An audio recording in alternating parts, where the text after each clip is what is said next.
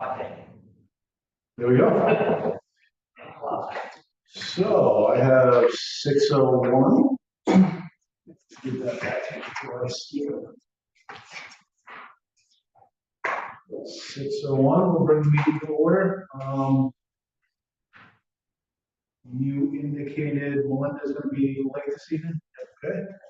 So we'll go ahead and start. We've got Dave is also absent.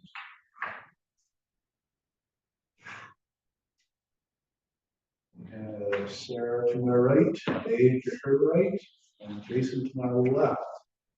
Present this evening. You all have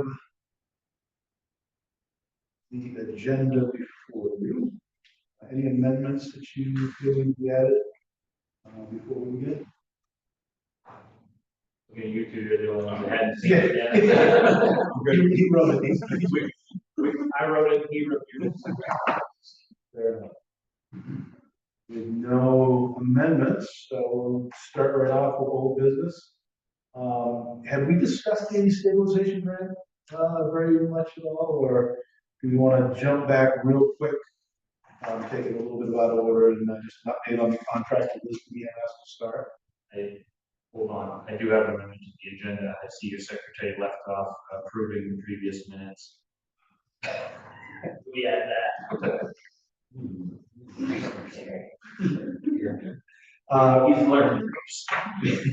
That's all right. I skipped it. We'll be on.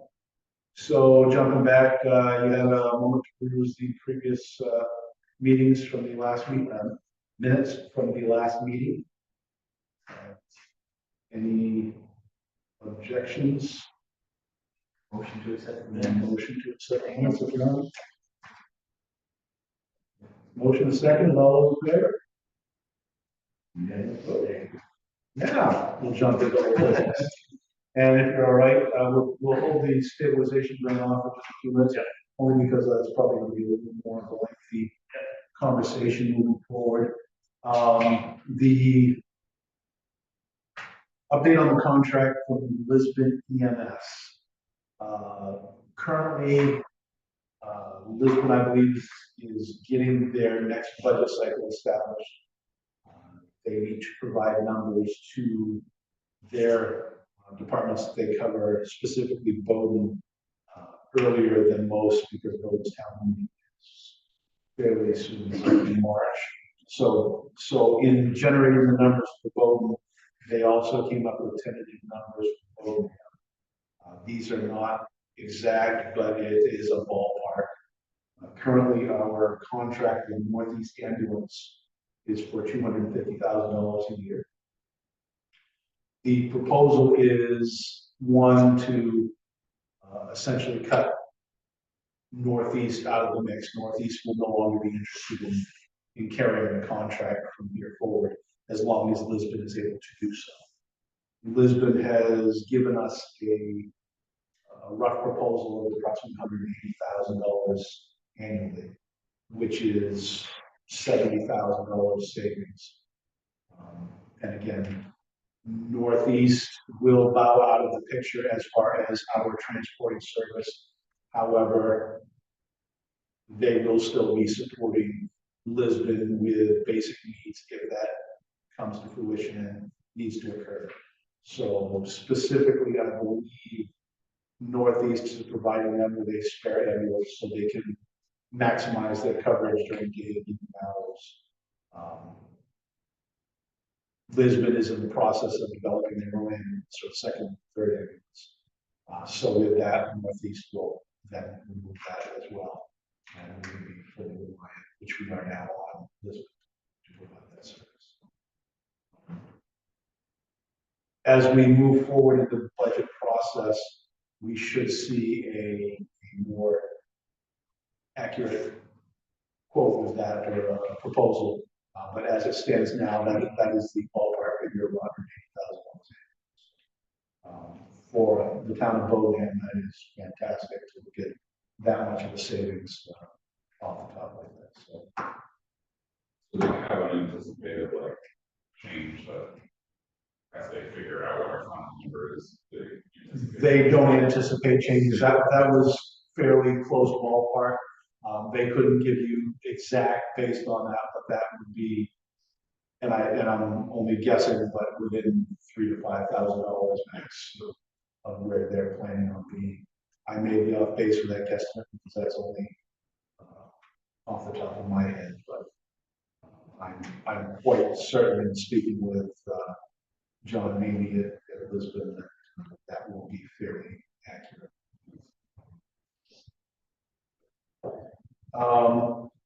Other old business, real quick, I was supposed to look up the run numbers from previous years. That 319 was an anomaly that I was a little taken back by. So it is actually 218 or 219 at that time. So it was looks like a simple typo from the way we did it again. But these represent, and again, each one of these reports was 25 plus pages. There's 6 reports, so I didn't want to bore you with all the extra stuff that really doesn't necessarily apply for this situation. But essentially, you should see the on the front of the sheet, starting at 2023 and going backwards from there. The front of the sheet is bone down call for services, starting at 218. On the back side of the same sheet, you would see the incidents reported through Saginaw County. Reasonably so, those should match, which they did. I'm not sure why they ran the report exactly that way. I'm guessing that in some cases there may be a slight variation. Why, I don't specifically know. But in this case, all the numbers are identical for what Saginaw received and what the was dispatched. So this year seems to be, or this past year, as of, and I didn't have an update, this was on 12/13. So the remaining 17 days of the month probably brought us right into that ballpark of 230 to 240 calls. 2022, we saw 248. I assume these are descending by years as 20 exactly. And I didn't have a number ahead that went on them, so they should be all organized. 23 of them backwards from there. 21 was 242. 20 we had 194, and 19 196, 18 174. So we've gone up 30, 45, 50, right around 50 calls plus from 2018.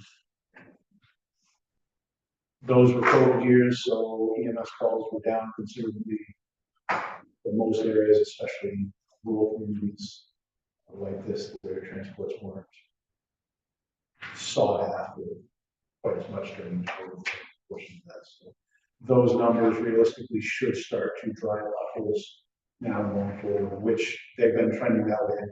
But they should start to drive upwards now that we're, I won't say beyond COVID, but we're past the initial COVID.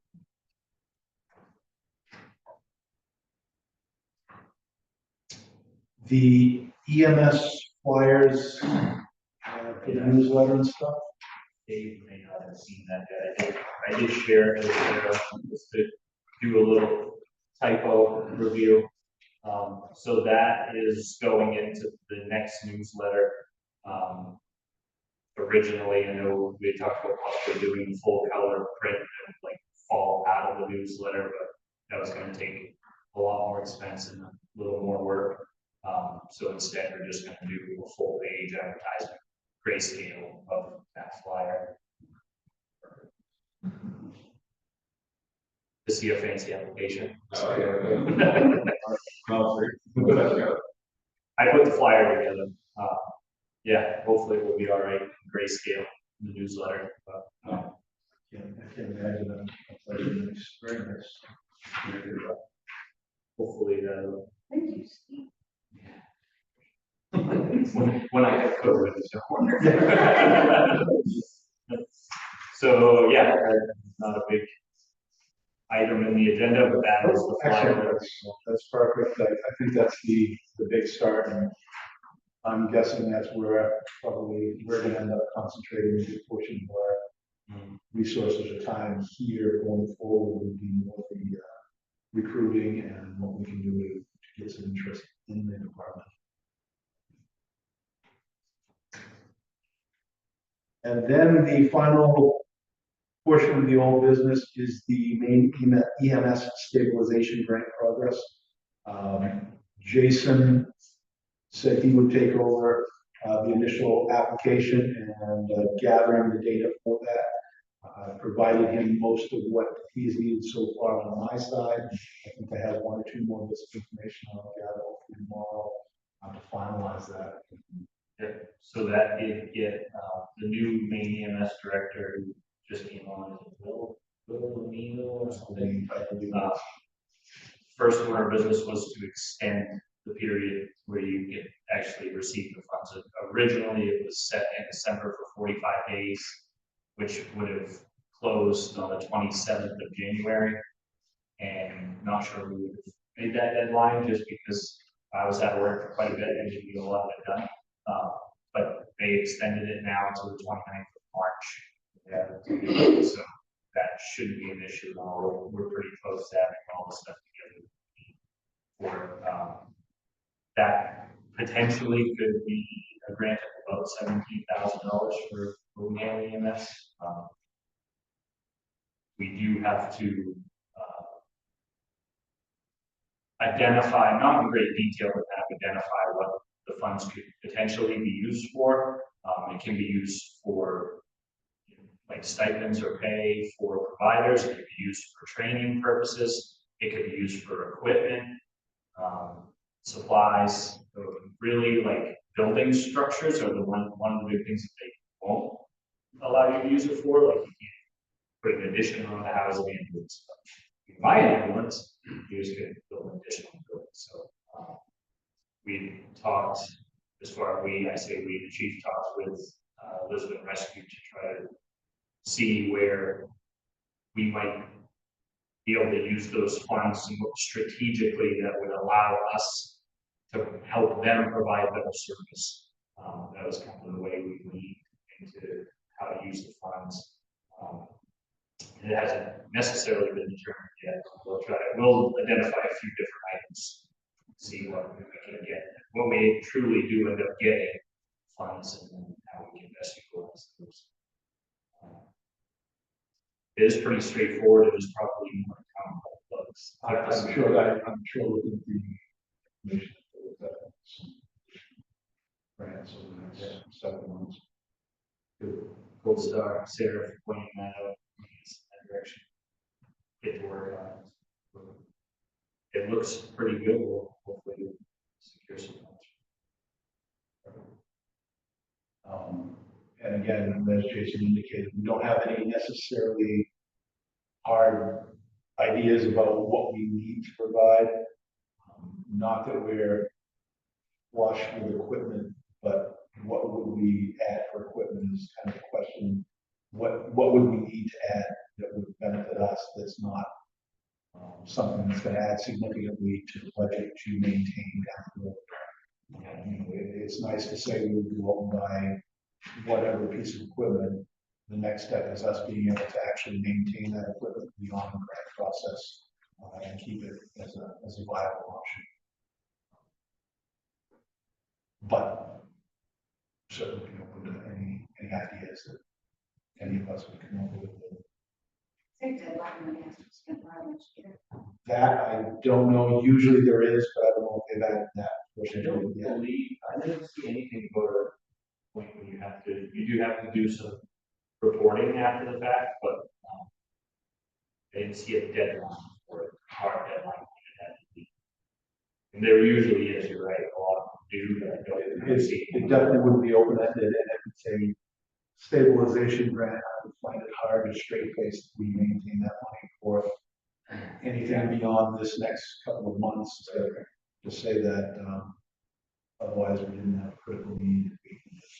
That's what Not it spent. is. No, I can't connect their recruitment efforts. Yes, get somebody, classes are getting more and more expensive and the grants that were there are gone, for the most part. So maybe using that money to refund the people that actually did it. But and that's why I asked if you need to. And not to necessarily take away from what the grant would offer us, but with our budget, we've been able to offer that. It's just people haven't been coming out of the woodwork to take advantage of it. And we haven't had something that's been putting it out there to say, hey, we're gonna buy it. So, yes, we've done it in the past, and we'll continue to do it in the future, as long as we're getting some return from that. And that, I think, was the missing component in the past, is we were so in need of that extra assistance that we fronted the money and took care of the class. We got some payback from a good portion of them, but not everybody was able to contribute back to the department, either because they didn't pass the class or their interest wavered a different direction, and public safety wasn't necessarily that. But I'm gonna go to that, you want to use that to share that on the fire department Facebook page? absolutely, Send it. absolutely. I'll have to put it into JPEG and send it that way. With fire EMS, additionally, same ideas, absolutely. I didn't have the number of names of positions. Oh, I do. You do have the positions? Yeah, so the, Bill Monteo shared this with myself and the chief. There are some vacant positions on both the main EMS board as well as their, community paramedicine committee at the state level. So they're looking, the state is looking for committee members for the community paramedicine committee. And then the actual board for Maine EMS, Southern Maine, our region, Region 1, is actually vacant right now on that board. A couple of the others may not necessarily be important to this group, or maybe you know someone, or there are the non-transporting services seat is open. The municipal EMS provider seat expires this month, so probably today. And then the fire chiefs and fire chiefs association are both opening up. Or fire chiefs is open, and fire chiefs association is opening in July of this year. So, is interested or know somebody who's interested, there are some seats there.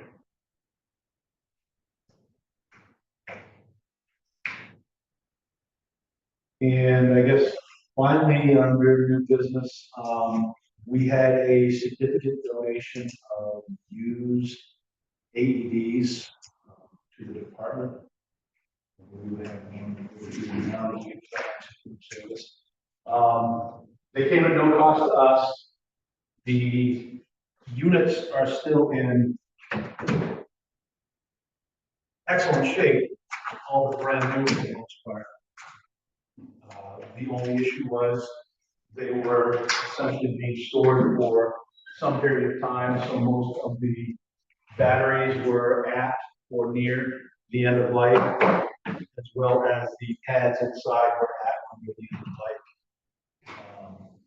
In this case, we were able to go through the units and say, I was curious. we were able to go through the units that were in the donation and pull out a significant amount of batteries that were still had another year to 2 years, 3 years left on them, as well as the pads. I was able to garner enough adult AED pads to equip another dozen AED units for in-town loading. The belief or the understanding when they were donated is we would disseminate them beyond Bowen borders to other fire departments that might need them. So we reached out to Bowen and Richmond, being our primary mutual aid partners, and was able to donate 6 functioning units to them, both services, as well as a AED trainer specifically for that device. So we on our side still have, I believe, 20 plus units, of which I have another dozen batteries and 8 pads for adults to be able to put those in service. So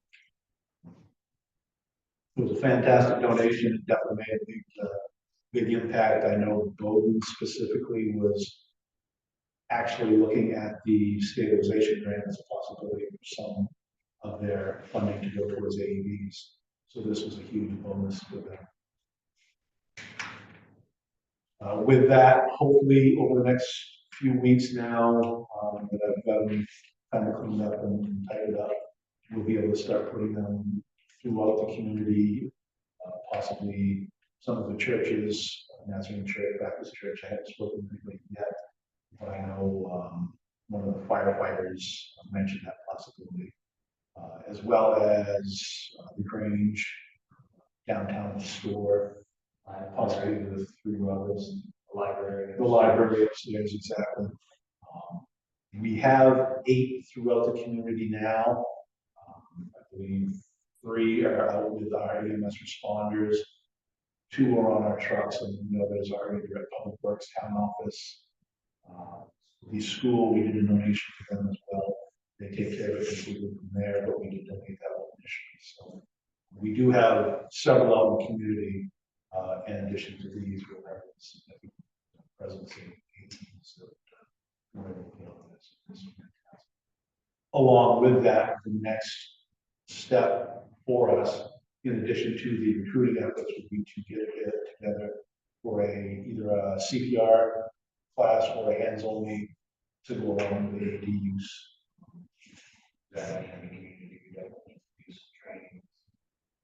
We've done I believe we did a hands-only CPR a few years back. We had a fantastic turnout first with the ADs out, the 3 rubbers, which was previously the store down there, as well as downtown at the other stores. So this should be a fantastic.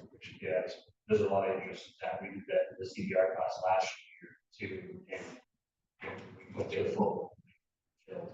There's a lot of interest for this. Yeah, a lot of AEDs.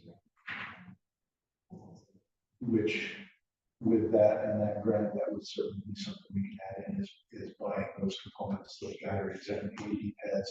Right now, I do not have any pediatric pads to go along with those, so those are things that we will have to buy before we can actually deploy them anywhere we want on the station use right now. But, we will get the AED pads. And with that, anybody have the end of the new business? Any other business that they want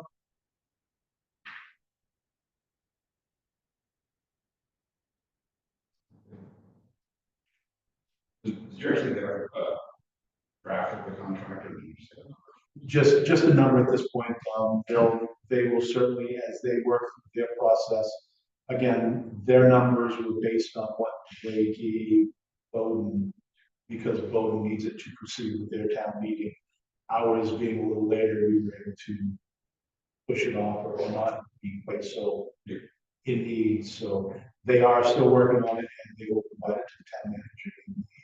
She's hoping within the next few weeks to have it resolved. I think there was a select board meeting last week that there was a brief mention of it, and it was slightly lower estimate than it was this previous budget, so it was just positive because we weren't sure what that would entail. So now it sounds like it's just more ballpark, Yes, very much more in closer range. something arranged we can live with or we can handle.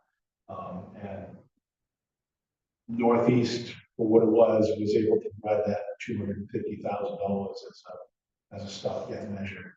We knew that, they knew that, they had no idea what they were necessarily getting into, and we had no other options at that time. So being able to drop that price was a huge benefit for us. I know they kept playing with or making comments about the budget for the full-time fire chief. I think it was just comments. Yeah, I've seen comments, I've seen things on social media that I don't pay attention to social media much for many reasons, but, yeah, I'm sure there are a lot of, Questions. questions and concerns, both sides. So that's certainly something that the town is going to work on their end to decide what exactly direction they want to move forward with. Completely their decision on how that will unfold and what Do we have they're looking at. time before the budget goes in place?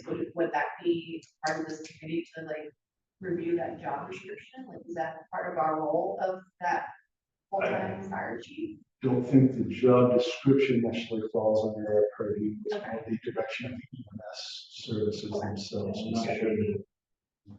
Is there a full-time job description yet? There is not. Okay. that I'm aware of, but I think they- Unfortunately, you're probably just as aware as I am. On the public side, there's still time, but on our side, like we've had to submit our budgets already. Yeah. So it's going through the process right Right. now, so not as much time as you might think. Yes. Yeah, I was actually looking at that today, and that's kind of the next agenda item. If we have any additional new business.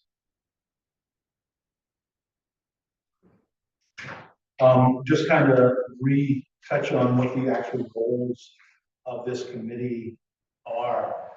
Initially, it was presented to me and fairly wide open as to what it was, other than we need EMS services in town. Here's a committee, go forth and figure it out. Luckily, we were already in the process with Lisbon and Northeast in trying to determine exactly where we would end up for our next contract. Hopefully, it will be an extended contract based on the conversations we had so far, which means we will have a stable transport service that we're supporting or supported by, which takes one of those concerns off our plate, and we can concentrate on where else we would like to see program go with EMS services going forward from there. In this case, I have it right.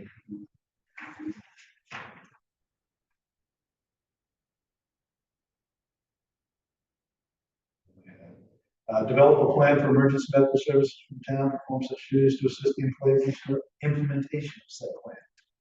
That is essentially the guidance we have to move forward for this committee. So I guess at this point, it's kind of, what do you as a group feel would be appropriate directions to start looking at or pushing for? Jason and Fantastic job. Thank you. recruitment flyer, which is a huge first step in getting that. Now it's kind of to see if that hopefully produces some interest. But beyond that, where do we see, or what do we see the role of the committee going forward? Maybe should we reach out to the community as a whole and like with a survey and ask questions? What do they see? Because we are getting a lot of, for example, in the full-time fire chief, there's a lot of unknown, both sides. So maybe we should bring it to the community and say, what do you guys see? What do you, where do you see our department? Where do you see our services? Before we do that, and we go down the road, like, is there a law? Do we go through the motion of trying to get, what is that? I think that, the communities can say, oh, we want to be a transport service, but if we say, okay, we're a transport service, it's cost us $5 million to start up, but $2 million ongoing maintenance, right? Might change the conversation a little bit. Absolutely the case.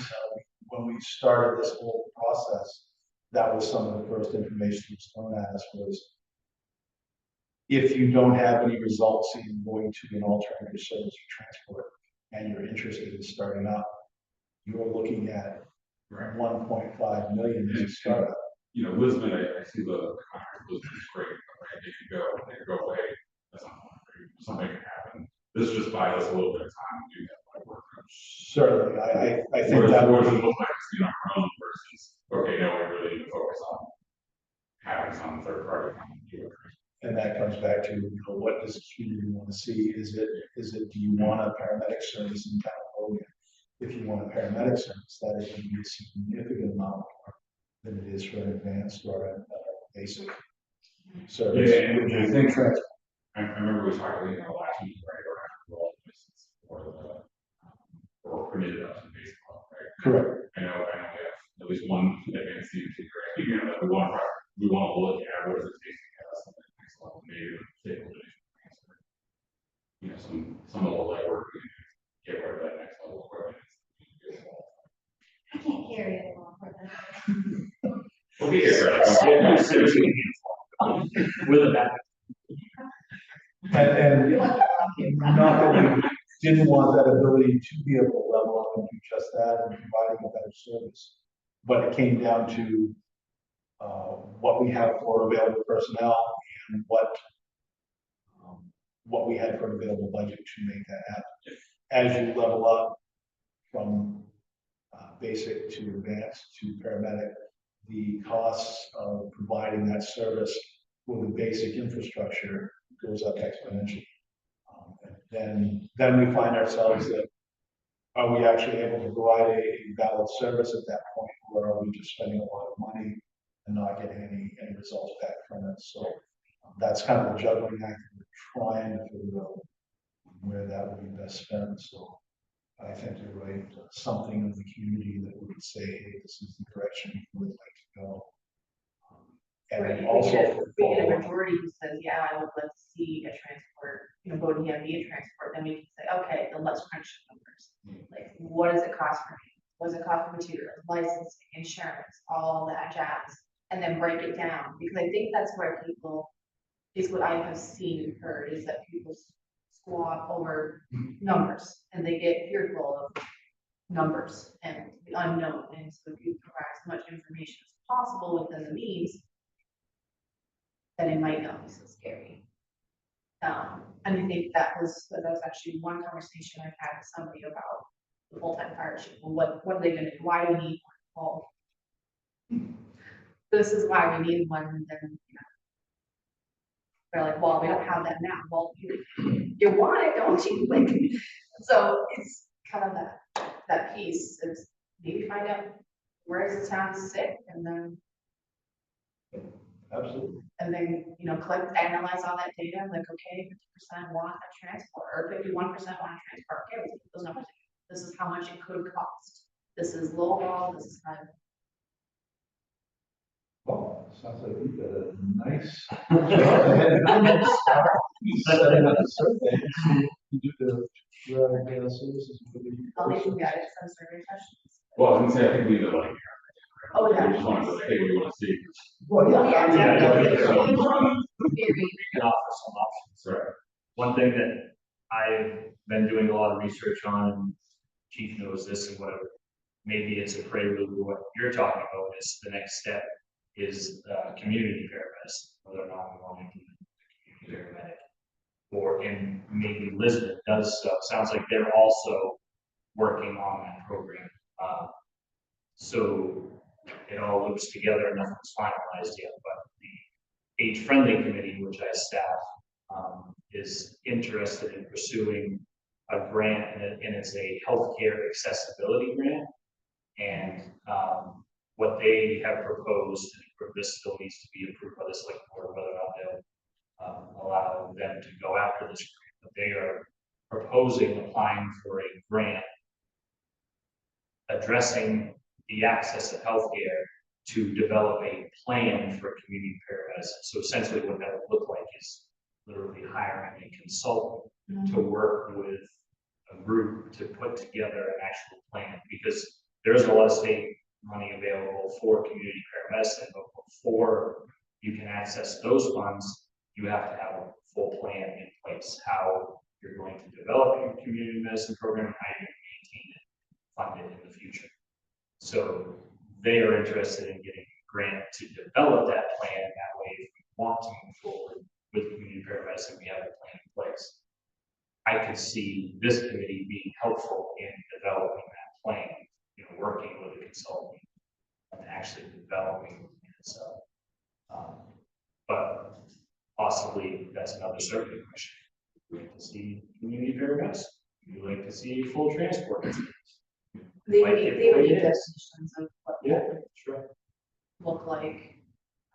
And if I'm not mistaken, community paramedics are maybe somewhat of a misnomer going forward, in that it's not necessarily a paramedic or required coverage, even though that's how they named it. It's more it could be, maybe they're looking to go down to the basic level as well.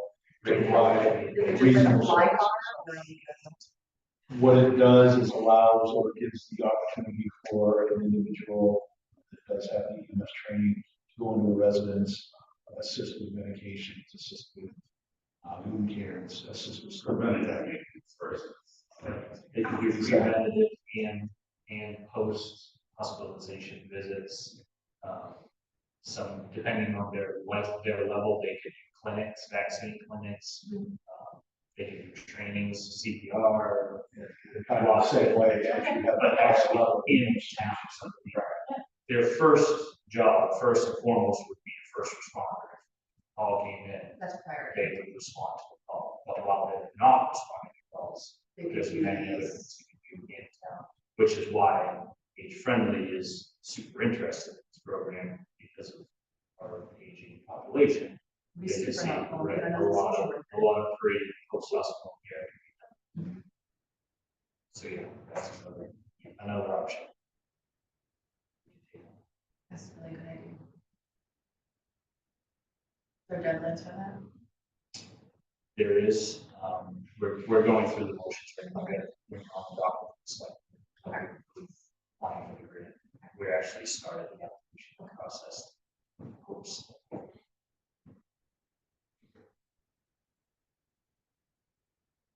So you're gonna jump on the survey, at least start working towards something we can present as a group and get out there. I don't know if you wanna start looking at basic pricing, just so we start getting an idea of where we're gonna, even if we don't go full boat for a transporting service, what are the levels that we might be able to provide? Be it the first responder level where we are now, what it might look like being able to jump up to advanced, provide that service. What it would look like to jump up to paramedic and provide that responder service without a transport. Anything we can provide leading up to that transport to definitive care is a benefit for both. We just need to get the people in place to make that happen with the volunteers. I was just gonna say, it's nice to think about advancing, but if you're alone, you're doing basic care no matter what. Yeah. Unfortunately, that's exactly what we've been subsisting on, that minimum response that we're getting currently. You're at least giving that. I'm just more curious, right, like, if you start getting people out of recruiting efforts, right, and we get somebody that's in grants. Move to house on there, or somebody that's new, whatever, somebody wants to go up, right, what are the case, because so. Exactly, just kind of that idea of what we need for equipment. Because once you level up, you're then required to have that next step of equipment required to be for that purpose. Same with that. So that's not necessarily why we haven't done it in the past, but as Sarah kind of alluded to, it's more or less there. We're getting on the scene now with that single responder, maybe two responders, and we can provide that basic level of what, when, why, where, chief complaint, document it, and by that time, typically the transport service is there. We've done some basic interventions. I was more referring to if it's something that you actually need an IV or an airway or any of those things, if you're alone, you're not getting them, those advanced things by yourself, because you're maintaining an airway, breathing. IVs can have to be.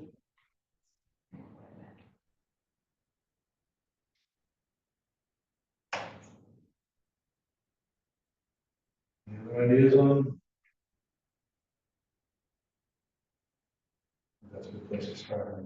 Yeah. That gives us some direction forward. Like I said, I know we're in a good position with Lisbon going forward right now. And the hope is to be able to have that as a long-term contract. I know that they're looking for it on their side, so they have the stability, finance to be able to provide what they need to over the next several years. And Bowdenham is looking for that because of the unknown of where we're at. Logistically, we are in a bad spot. It's just nobody that wants to really come out this far. So,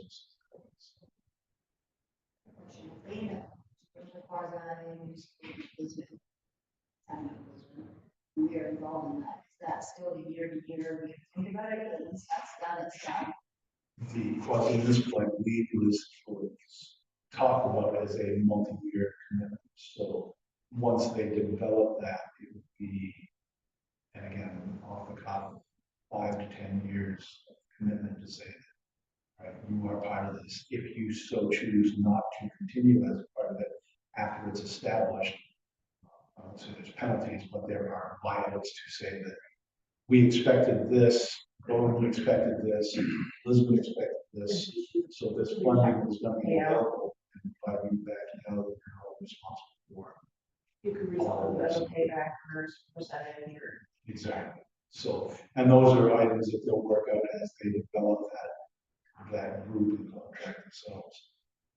This next contract will not be anything to do with it in a local agreement or the parts of municipal as such, because that's going to take the next year to 2 years to actually iron out and make it a viable set going forward. This will be specifically a contract, essentially as we have now, but cuts out northeast and goes directly to this. And then we'll go on that. We probably reviewed this when I was starting, sorry, being late. This report is this. Those What is? are just basic numbers of calls to Bowdenham. So if you look at the first page, it starts at 20. It's supporting those for. So what's the difference between stag and Nothing. Those are the calls that Saginaw received, and these are the calls that Bowdenham. So like, there's one, for example, there's a variance there. But I'm not sure exactly why there's a variance in what Saginaw received and dispatched and what. It's a distinct possibility that was found on the road, not all sector, but Okay.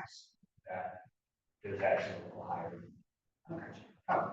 but that was that number that was to be determined that gave 319 initially. It was a little off.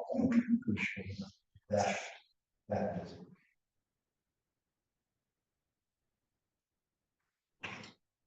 Well, with that, do you want to plan the next meeting? Actually, it sounds like if he's going to get some data together, we might be able to meet in February and at least start a work in progress forward from there. We've been doing the last Wednesday in February, but I will say that it's a public hearing that night. 28, like 28. Yeah, comprehensive planning committee has a public hearing. Since it's data gathering only at this point, we have the option to either go just 3 weeks, which doesn't give you a whole lot of time to really come to a lot of information. Or we can step it out. Again, we don't have a lot to discuss or determine if you want to push it out until March. We can go the beginning of March or the end of March and bypass. This is like March 6th. Because I think the Wednesday before school vacation. Okay. What have you got listed on the 6th? No, the school vacation is week of the 19th, but there's a public hearing. So the 6th, I would not be able to make it. Housing committee first Wednesday. What does, and I don't have a town calendar from you. What is the remainder of the month, 13th, 20th? Does it have to be a Wednesday? Could you pick a different day? Obviously on It's Monday. tough in here, or there. Yeah, it's not necessarily, yeah. Typically, we're gonna be here for the most part. I have to double check these snowbirds, I believe, are either the 13th or the 20th, so they will be here on Wednesday. It's not a March calendar. So waste now, 13. 27th. Early month here. Yeah, Do we have to meet on Wednesday? we do not, but again, the availability of meeting spaces, it's alternative from here. Might not jive.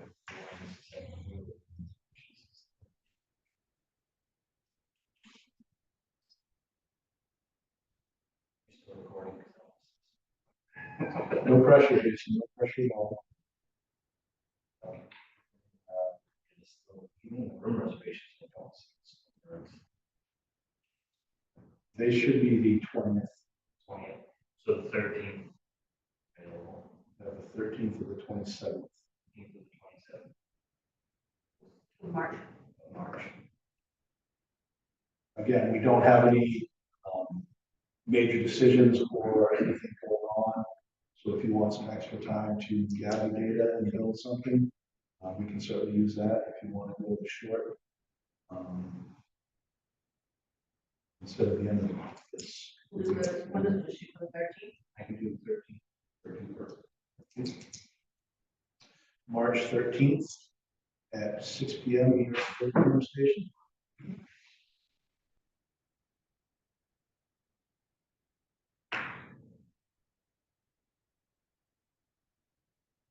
If you get any responses to the flyer, where does that go? Jason, will those coming directly to you, or are they gonna email to me, or are they going to town? So I directed everything to the town website for the fire rescue or this application. This opens up for a town application, so it would come into the town office. I'm sure it's gonna be notified. Yeah. They don't get lost. Oh, When that can go out. that'll be in the March 1st or sooner. So yeah, it'll be out for a couple weeks before our next meetings. And any possibility that knows that we'll let the town office on. Yeah, I don't know, we'll put it on the fire department Facebook page. Hang out window or something. Yeah, shoot it at the. Yep. I'll share it on. Well, I'm not gonna, if somebody is. I don't know. Oh, you share, I mean. I don't have access to that Facebook. There, if we have nothing else. Motion to adjourn. EMS, main EMS board positions that are opened up. If you're interested, we'll proceed. Great. Sorry. Well, no, adjourn. No, you're fine. If we're all set, motion to adjourn, second. All those in favor? Meeting is adjourned. We're talking about the next 15, 60 days. Maybe fairness and.